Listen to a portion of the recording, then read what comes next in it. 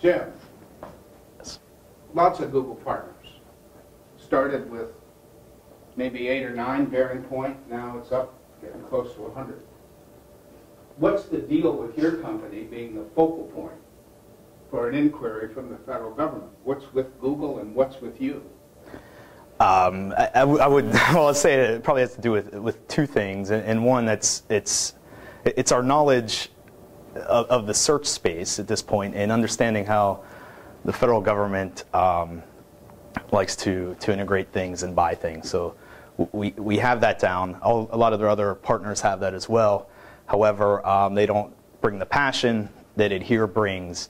We're only focused on the Google Enterprise technologies, and I mean, truly focused. And if you see the development and the innovation that comes out of Google, I don't see how you have time to track any other products or learn any other products, really. So a lot of the other partners, their portfolios are diluted across IBM, Microsoft, and other vendors' products of the day. So we're just truly focused on Google. And that was a big decision at first. We had to pick a path. Do we head to the Microsoft direction? And their cloud message at the time was parallel to Google's, but I think we picked the right horse. And now where we don't have the expertise, we reach out to the other partners within the Google ecosystem, as well as within our own contacts as well, like Somat. Ladies and gentlemen, you have some interesting people to query, and we'd certainly like to give you an opportunity to ask them questions, and they can be as tough or as easy as you want. I tend to go on the tough side of questions. So, any questions from the floor? No one's mentioned 8A. I mean, in my old hat as a government COTR, that was kind of important. We tend not to talk about that. What? We just don't think that's germane. All right, 8A. What is the ceiling for your 8A? Please repeat. What is the ceiling? Usually Good there's a question. financial cutoff. How big is the company? We are well within the ceiling. 23 million is the Yeah. 3-year average. 23 million. We are well within that. IT. You're under that. Yeah, we're under that. One of the things we have been, I should say, sensitive about is 8A is definitely not our opening shot, and we actually prefer not to be the closing shot either. But if it comes up, we are there, and we do not deny that we are 8A. But that is not how we go about getting our business. Our business is got because of what we offer. It's something I'm very proud of. Bravo. That was not planned. Wow. Yeah, we sort of bring it up when the time comes where someone is obviously there are contraction difficulties, etc. And it's sort of oh, by the way, we have this vehicle that'll help you, and it tends to help people. And we're in the process of getting on the other schedules. Traditionally we have 2.5 decades of experience with large infrastructure projects, and we've leveraged the 8A on that side in terms of having done engineering work under it.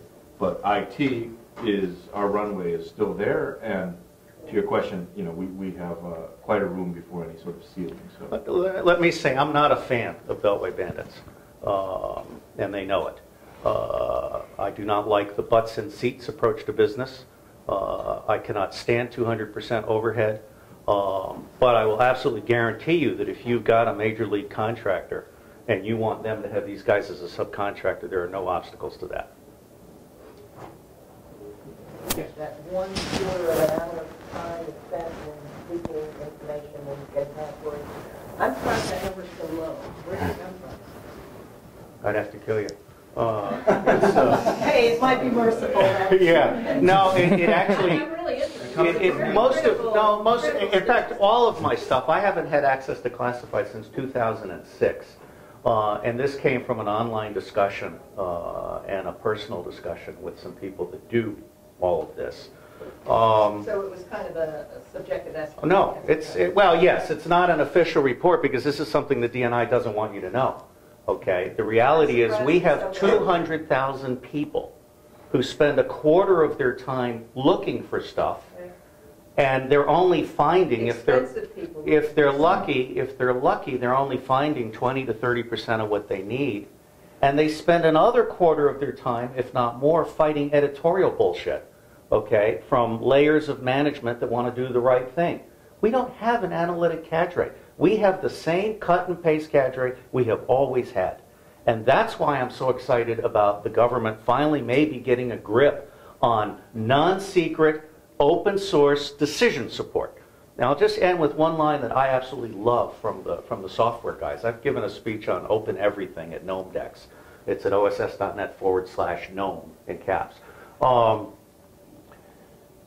The software guys say if you put enough eyeballs on it, no bug is invisible. I have spent the last 21 years of my life, and I'll spend the next 4 and then finally win, the 25-year drill. I've spent the last 21 years trying to get the U.S. government to understand that if you put enough brains on it, no problem is unsolvable.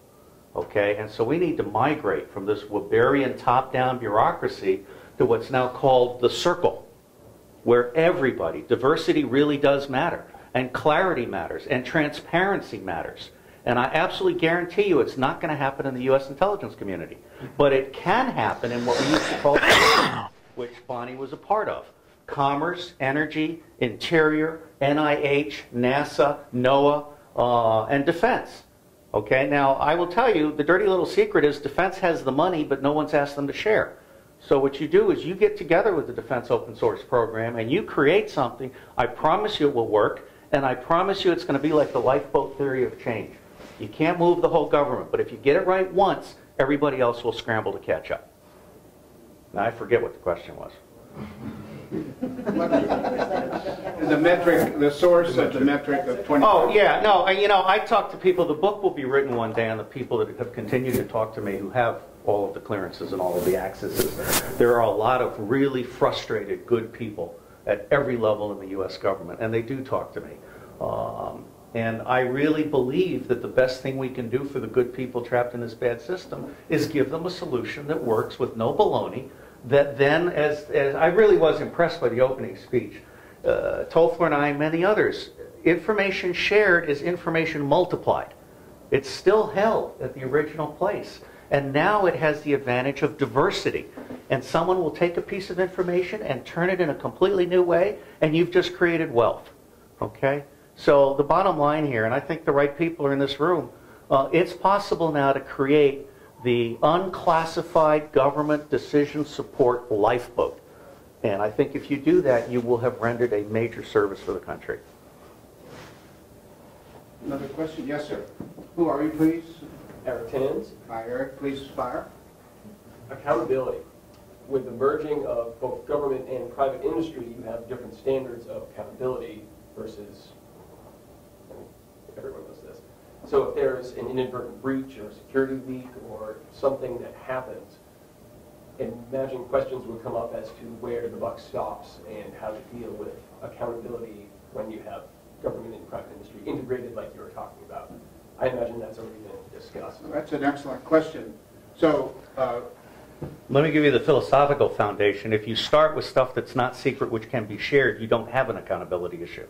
the open source definition helps that. All right. Now, these guys are all ready to go into secret and top secret, and that's fine. But I'm telling you, the center of gravity here is, I used to give speeches about how the future of intelligence is not secret, not federal, and not expensive.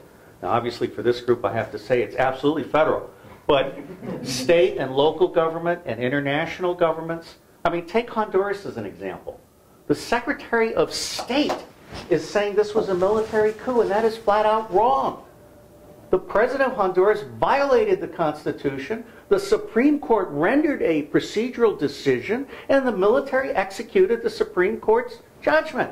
How is it possible? Of course, we have Dick Cheney, so I know how it's possible. But how is it possible for the U.S. government to be making foreign policy based on bad information? Because they can get away with it. If we have open source information that the public has a grip on, then it holds the government accountable to not being ideologically stupid.